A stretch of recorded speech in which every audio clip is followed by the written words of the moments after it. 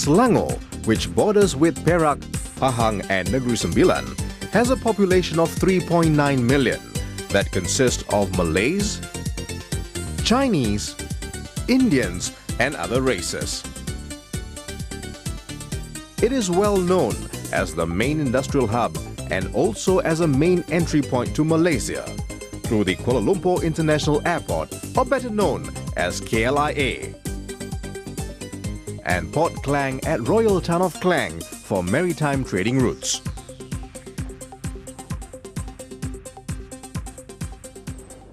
Despite its thrust on economic growth to achieve the Selangor as developed state vision by the year 2005, the state government remains focused on continuing with its efforts to maintain and preserve the environment, especially on water resources and coastal marine, to ensure their continuous contribution to the socio-economic development of the state.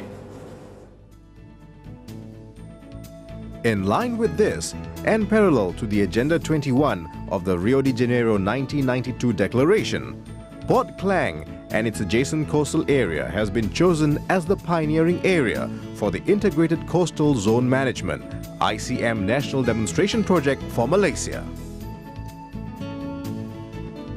Meanwhile, there has been recent progress in the country in developing the institution to plan, manage and develop water resources, river basins and coastal areas in an integrated, holistic and sustainable manner. This pioneering institution was established by the state government of Selangor on the request of the federal government and given the name Lembaga Urus Air Selangor, Selangor Waters Management Authority, or also known in its acronym as LUAS, SWMA. This institution, which started its practical operation on 1st August 2000, was given the task to manage the Port Klang ICM National Demonstration Project on behalf of the state. The ICM project is launched as one partnership under the Partnership in Environmental Management in Southeast Asia, or PEMSEA, with the International Maritime Organization. It is part of the United Nations program with funding sourced from the Global Environment Facility under the overall auspices of the United Nations. The same program has been developed in the Sea of East Asia region, which includes Bali in Indonesia, Chonburi in Thailand, Batangas and Bataan in the Philippines, Sihanoukville in Cambodia, Da Nang in Vietnam, Xiamen in China, Nampo in North Korea and Siwa Lake in South Korea. To formalize the agreement, a memorandum of agreement was signed on 19 July 2001 between the state government of Selangor, represented by the Chief Minister, the Right Honourable Datuk Sri Dr. Muhammad Khair bin Toyo, with the International Maritime Organization, IMO, represented by the PEMSEA Director, Dr. Chua Thia Eng.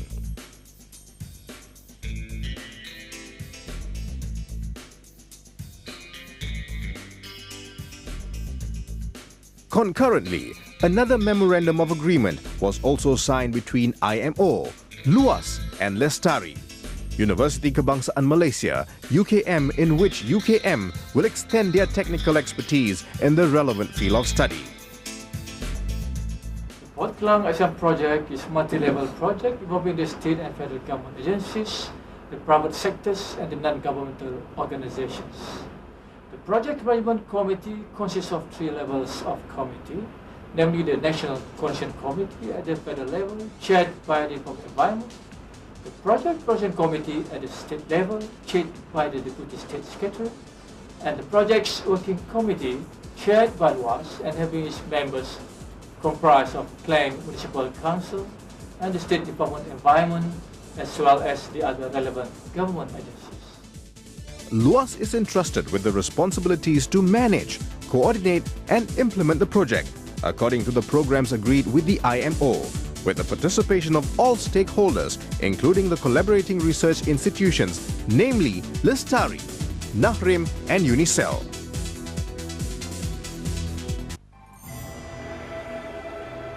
The project areas cover all lands and islands in the district of Klang and Kuala Langat, which include Pulau Keri, Pulau Klang, Pulau Ketam, and other islands located within the coastal waters of the state, which according to definition, waters that are situated within 3 nautical miles distance from the coastline. The hub of land and coastal activities in the area is centered on Port Klang Greater Area, which comprises of 3 interlinked networks of ports, namely the North, South and West ports.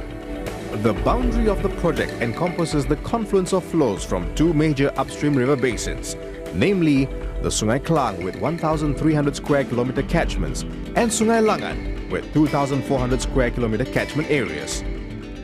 The status of Port Klang, together with its geographical location at major rivers' confluence within the busiest shipping lanes in the world, makes the area exposed to possible adverse threats from land, coastal and marine pollution sources. The problems and threats are much aggravated by the fact that the Klang and Langat basins are the fastest developing regions and also amongst the most polluted rivers in the country. The environment stresses have already been manifested in many forms in the area, adversely degrading the quality of human life and affecting ecosystem health of fish, aquatic habitat and mangrove forests. It is expected that in the short and medium terms, rapid development in the upstream basins will continue. In a complementary development in the downstream area, a plan has already been mooted to carry out coastal reclamation projects and constructions of a deep-sea port for the steel industry in the Langat district's coastal waters. It is envisaged that the project area will soon develop into an area of conflict between many diverging interests. It is essential, therefore, that a management framework be developed such that the future economic development would be harmonized with sustainable environment management. And these elements of development had to be complemented by active social participation program. This balanced approach to development is the basic characteristics of the so-called local and global Agenda 21 emanating from the Rio's 1992 declaration. In a balanced and holistic decision-making process, all values of natural resources are being accounted for in the analysis. For instance, the river and coastal ecosystems, including the mangrove, wetlands and marine sanctuaries will be assessed on their multifunctional values, namely ecosystems preservation, carbon deposits, life supports, erosion protection, socio-cultural, socio-economic, historical and other within the context of an overall management of resources economy.